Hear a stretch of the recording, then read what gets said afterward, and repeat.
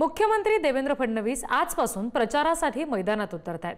नगर परिषद, नगरपंचायतीच्या निवडणुकांसाठी मुख्यमंत्री मैदानात उतरतायत। आजपासून पुढील 8 दिवस मुख्यमंत्र्यांचा प्रचाराचा धडाका पाहायला मिळेल।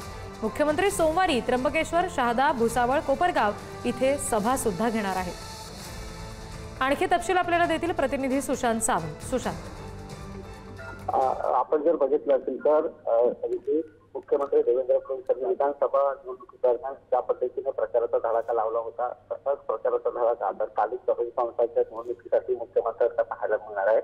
खरं तर मुख्यमंत्री सोमवारी त्र्यंबकेश्वर, शहादा, भुसावळ, कोपरगाव येथे सभा घेणार आहेत आणि पुढील 8 दिवस नगर परिषद आणि नगरपंचायतीसाठीच्या सभा ज्या आहेत त्या मुख्यमंत्री देवेंद्र फडणवीस यांच्या होणार आहेत। आपण बघितलं असेल तर उमेदवारी अर्ज मागे घेण्याची मुदत देखील संपलेली आहे, त्यामुळे आता खऱ्या अर्थानं प्रचाराला जी आहे ती सुरुवात झालेली आहे। कोण कोणाच्या समोर लढत आहे हे देखील आता चित्र स्पष्ट झालंय। त्यामुळे कालच आपण एक बातमी दिली होती की भाजपचे जवळपास 100 ठिकाणी भाजपचा आता बिनविरोध विजय झालेला आहे। अनेक ठिकाणी भाजपचे नगराध्यक्ष जे आहेत ते बिनविरोध निवडून आलेले आहेत। मात्र आता खरी लढाई जी आहे ती प्रमुख काही ठिकाणी आहे, त्यामध्ये सिंधुदुर्ग जिल्ह्यात असेल, राणे विरुद्ध राणे असा सामना काही ठिकाणी पाहायला मिळतो।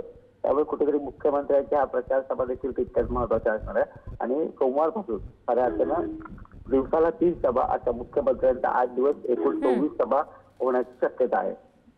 धन्यवाद सगळ्या तपशिलांसाठी सुशांत।